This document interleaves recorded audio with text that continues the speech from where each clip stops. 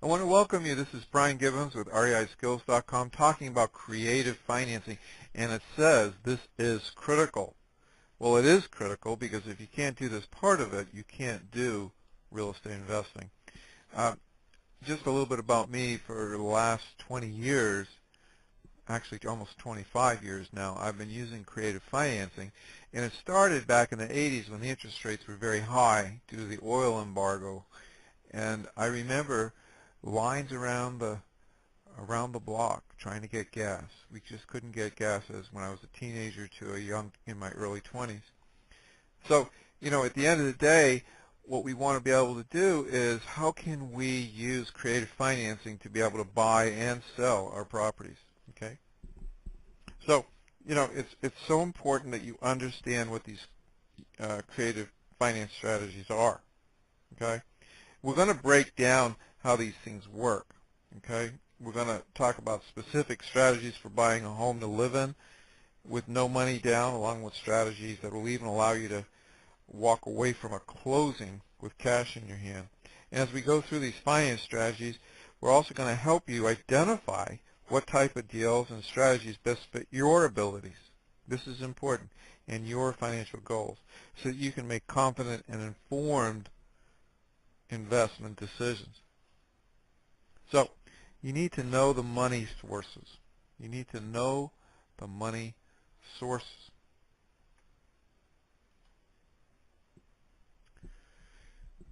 So these money sources are important.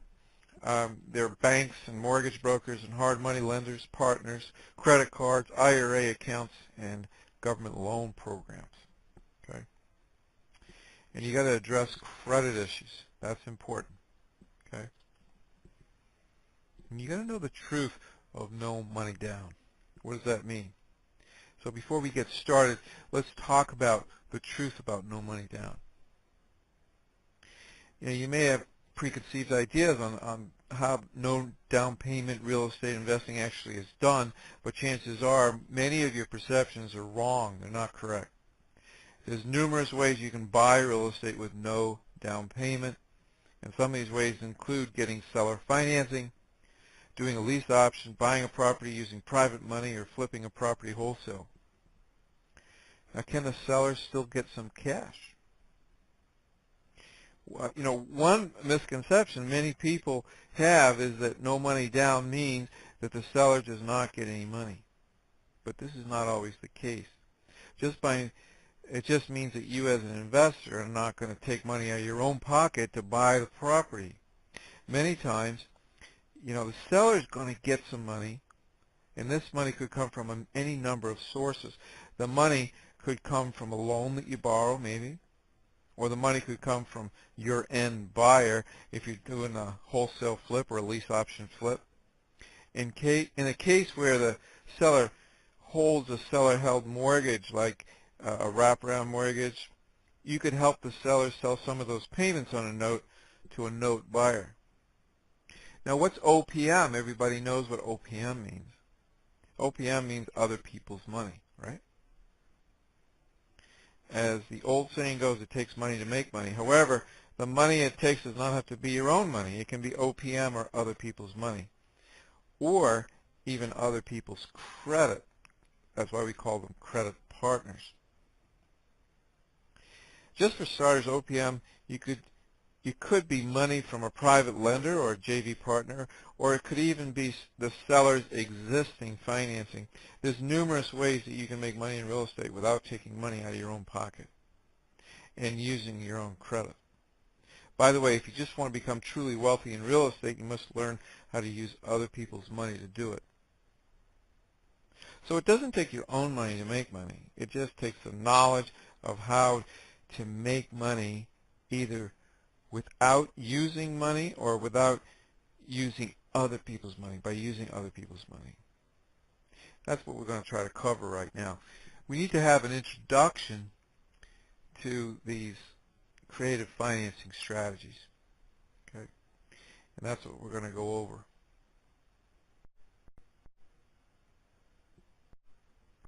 Now, this introduction to creative financing strategies, for a real estate deal to work, there's got to be some form of creative financing. And to understand these techniques better, we're going to break them down, and there's 3 categories. As you notice in the middle of this slide, it says no financing strategies. What's that? Well, it means that there's no financing at all. This is where we use a flipping technique with either a lease option or a wholesale. What's the second one is the existing financing. Well, that means what current financing is in place. This is where you structure that deal around that existing financing. And what generally is like a contract for deed or a lease option with the existing financing.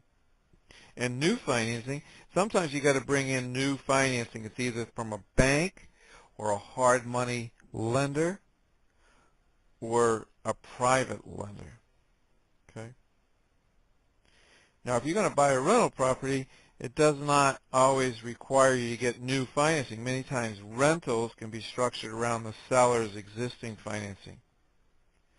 But there'll always be some deals that require you to get brand new financing. So let's cover these 3 categories so you better understand when you need money or you need credit and when you don't. So this first one, investment strategies require no financing. So what is it? No financing means no qualifying and no money. Of course, if there's no financing, it means that you don't need any credit because there isn't any financing for you to qualify for. It also means that you don't need any money. What little money you might need would usually be for these binder deposits or down payment deposits. So in this category, it's especially important if you have limited funds or bad credit. So flipping real estate, what's that all about? Well, the most popular way to make money in real estate is using no money, credit, or financing. It's by flipping property. That's where you put a contract on a house. It could be a sale and purchase agreement or an option to purchase agreement. Then either you assign the contract or do a double closing. Assigning means you sell your interest in the contract. A double closing means you actually buy it and then you resell it. So there's 2 sets of closing costs. That's why it's called a double closing. Again, you most likely have to put these down payments on the deal to the seller, but you can quickly get this money back by getting a new binder deposit from your new buyer. In using the strategy, you're going to get property sold before you even have to close with the seller. And by having a contract to buy the property, you have what's called an equitable interest. Now, equitable interest is an important term. It's a legal term. It means you have a legal right in the property. This means you can sell your right to purchase the property to another buyer by assigning the contract for a fee. You can also give your buyer a new purchase contract saying that you will sell the property to them right after you buy it from the seller, and this is called a double closing. So the key to flipping is the double closing, which is also referred to as a double escrow, simultaneous escrow, or simultaneous closing. And when you do flip a property, is schedule your closing with the seller and then schedule your closing with the new buyer to be done right afterwards. Now you're going to take title of that property just long enough to immediately resell to your buyer. Now at closing, the buyer, it's going to bring the funds to purchase the property either in cash or by getting a loan. The closing agent is going to take the money from your buyer and use it towards the purchase of closing with the seller. Both closings are done back to back, and the cash flows from your buyer to your seller simultaneously. And this is why this type of closing is commonly referred to as a simultaneous closing. And in the end, this closing agent is going to subtract how much you bought the property for from how much you sold it for, and then you're going to walk out with a check for the difference. And we're going to cover these double closings in more detail when we talk about agreements. Now, buyer's lists. Now, to flip a property effectively, you should have a list of potential buyers ahead of time. By having buyers already lined up, you're going to be able to more effectively target your buying efforts and be able to make offers with more confidence, knowing that you can get that property resold before you have to close with the seller. Now, having a backup strategy, exit strategy, of course, you're going to always need a backup strategy in case you can't get this property resold fast enough. After all, you signed this agreement saying that you're going to purchase the property with that seller. If you fail to do so, not only would you lose your deposit, but possibly your whole reputation locally. A knowledgeable investor will have a backup plan in place ahead of time, just in case they can't flip the property in time. What most investors do, they get a private lender to give them a private loan to purchase the property until they can find a new buyer. And at that time, the new buyer either assumes the private loan or the private loan gets paid off. Now, don't forget, you only need hard money as a backup for when you do not sell the property before you have to close. And we're going to cover this more later when we talk about financing sources.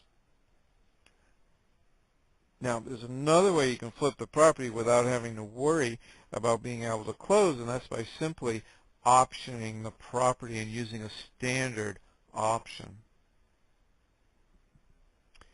Now, when you option a property, it's not saying, you're not saying that you definitely will purchase the property. In fact, you're going to be letting the seller know up front that you only plan to exercise your option once you find another buyer. Also, not only do you still not need any credit, but you can get into the deal using a smaller down payment, like $10. And how